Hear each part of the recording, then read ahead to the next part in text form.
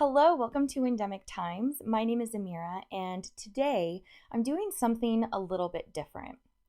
Normally, my goal on this channel is to bring data, statistics, and general factual information. But with the recent SCOTUS draft leak on the overturning of Roe v. Wade and Casey v. Planned Parenthood, it has prompted me to alter course.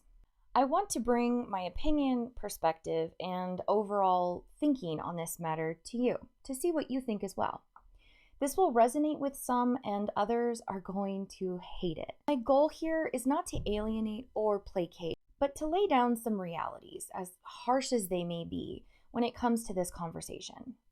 I'm sure my opinion is going to offend at least one person, so take this as you will. Remember that I'm simply providing an opinion. You do not have to agree or like it. If you don't like it, feel free to turn it off. Give me a thumbs down, or better yet, leave me a comment and let me know what you think. If you like what I'm saying here, then please feel free to share this with friends. Give me a comment down below to let me know what your thoughts are, and hit that subscribe button, because that really helps. I also want to give a trigger warning, as some of the words, phrases, and overall tone might not be for everyone. The first thing that I want to say is that regardless of where you sit on the political spectrum, let's just think about the fact that this whole thing is about the regulating of a woman's body, what she can and cannot do with that body. We have no laws or mandates on what men can do with their bodies, and let's face it, they're the predominant predators of women. A woman does not get pregnant on her own. And sadly, too often, it is against her wishes, which is why a woman is usually put into this decision in the first place.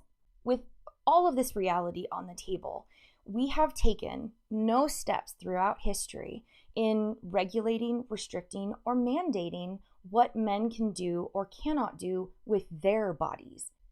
So why do people think that it's okay to do that for women and not for men?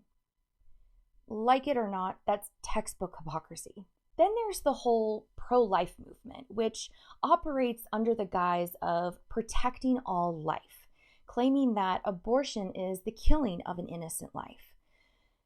Here's where I take the most issue with the pro-life movement and rhetoric in general. If this was really about protecting all life, then your movement should also entail providing protections to young girls and women that are in need of a safe haven from abuse, protecting them from predators, and not allowing those men to get away with their abuses.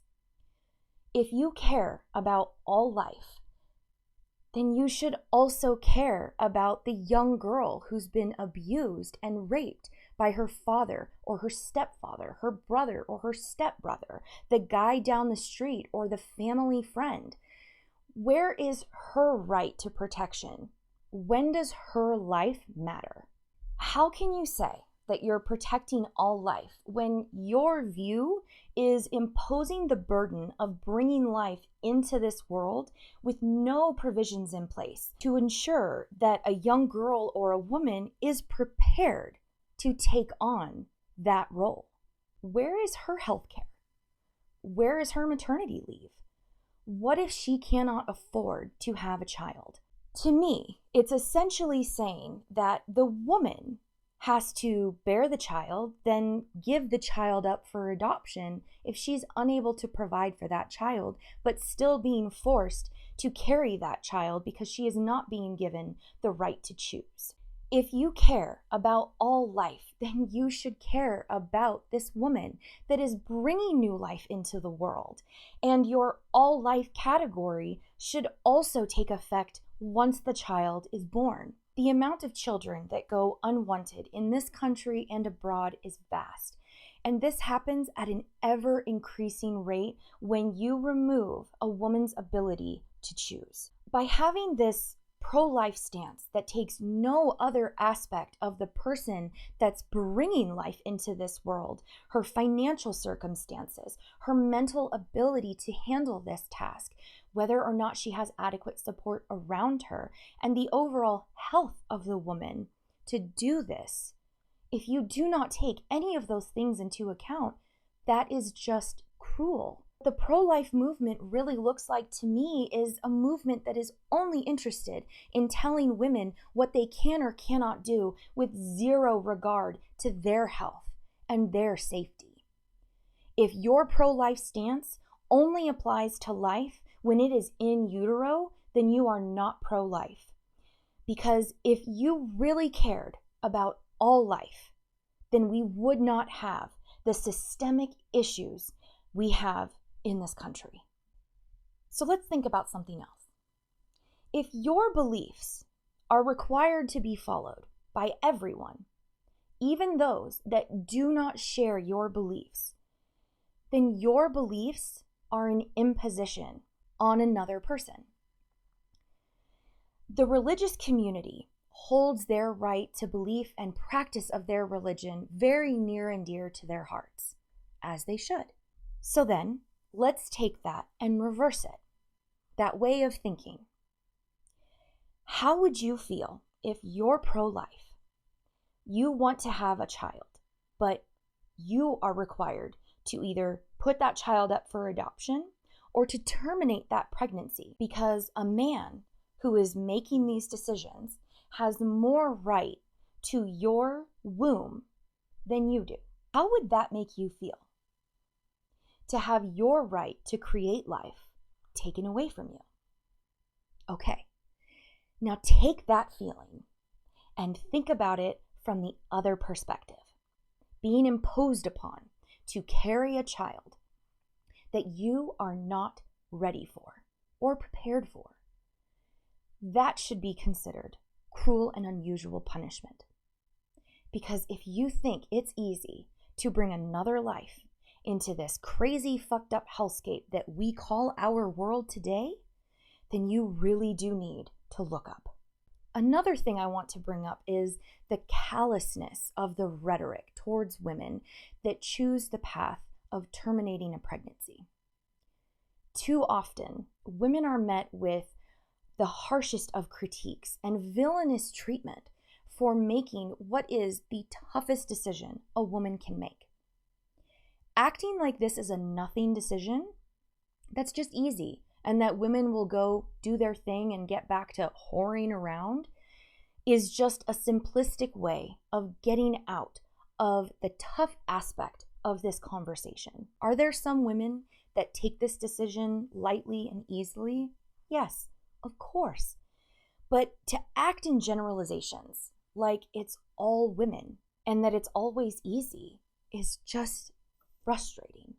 Women don't say that all men are rapists because that would be wrong, but it is common. So this type of rhetoric is used to simplify. And if there is one thing that we love to do, it's overgeneralize and simplify because it makes things easier to look away from, easier to act like it doesn't affect us. This is an area that if you have never been put into this decision of terminating a pregnancy, putting a child up for adoption, been attacked and are contemplating whether or not you want to keep a child from someone that you did not choose to go on this path with, you just will not understand.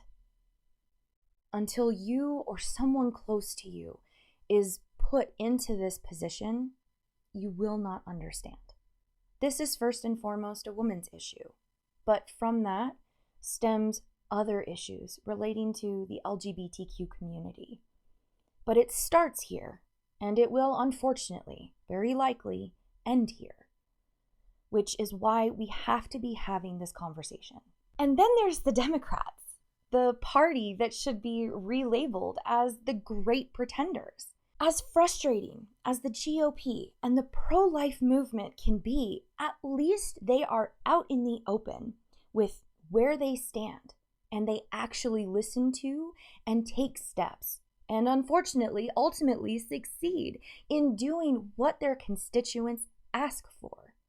But the consistent pattern of Democrats has been to use the pro-choice movement for campaign donations and liberal rhetoric, when in actuality, they have played the biggest role in the hindrance of a woman's right to choose being codified into law. From Clinton to Obama in 2009 to Biden in 2020, all of these men made the same promise, that a woman's right to choose would be made a legal right. And we were told that we needed to vote for them because it was paramount to keeping a woman's right to choose alive and moving that into law. But at the same time, the Democratic establishment is doing a combination of obfuscating from taking real action on this issue to propping up pro-life Democrats. Nancy Pelosi just recently propped up a pro-life candidate over a pro-choice candidate, and also had the gall to say that the abortion issue shouldn't be the main focus of the Democratic Party. They tell us to vote for them. They tell us to donate to them. They use all of these movements, all of this liberal rhetoric, to scare us into complacency and doing what they want us to do for them. But they are not reciprocating. They are not following through on their promises. With the same promises from over the last 20 years of presidential campaigns, how are we supposed to believe you, Democrats? How can I take President Biden seriously that he cares about women? A man who has said in the past that he doesn't believe in a woman's right to choose. A man who also acts in the manner of a predatory male. There are countless videos of him touching, caressing, hugging, and playing with young girls and women. He had over 8 claims against him during the 2020 presidential campaign for the party that was all up in arms against Trump and Kavanaugh during the 2016 election and the Supreme Court pick, touting the Me Too movement and elevating the likes of Alyssa Milano. They sure abandoned that movement as soon as it came to Biden. The level of hypocrisy is vast, and it's in our face. But they want us to act like we don't see it. Both sides are corrupt, hypocrites, and liars. Both are acting like they care. In actuality, it's all a ploy. It's a game. The fact that this leak happened on the same day as the Met Gala, with the theme of the Gilded Age, at a time in history when wealth inequality was on full display. Women did not have the right to vote, let alone choose their partners in most cases. Black people were treated as third-class citizens, if citizens at all. Child labor was a thing. There was such a class divide. And it was affluent white men of power and money that used corrupt tactics to gain more power and more money and control. The Met Gala is an out-of-touch event with an even more out-of-touch theme at a time when this country and so many other countries are struggling during a pandemic and impending second recession in less than 10 years, another likely housing crash, inflation, increased gas prices, food prices increasing every single day, a war in Ukraine, possible nuclear threats. But yeah, let's pay attention to the rich and famous having a blast at an event that encapsulates everything that is wrong in our culture. That we are paying more attention to the Depp and Heard lawsuit than what our government is doing to our country. The tax money they are sending to foreign countries to play war games that we did not ask for. It's just infuriating. We have lost focus on the important things. We are losing ourselves to the propaganda of this time that is all too easily distracting us from the realities of this current situation and moment that we are in. Is looking at all of this uncomfortable, difficult, and taxing?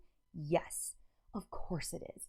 Anything requiring work is going to be hard. But if we do not start taking the uncomfortable path, we will get nowhere. The first way to solve an issue is to acknowledge that you have one.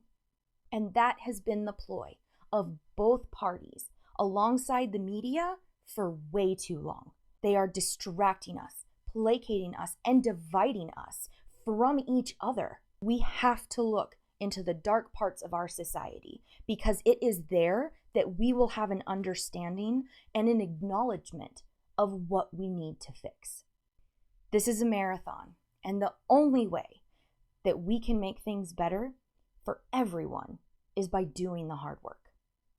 If you've stuck around for this long, I want to say thank you. I know my thoughts on this issue are not going to be shared by everyone, and like I said at the beginning, that's okay. We don't always have to agree, but we should focus on hearing each other, understanding each other. It's hard, difficult, and at times we just feel so defeated. I feel defeated.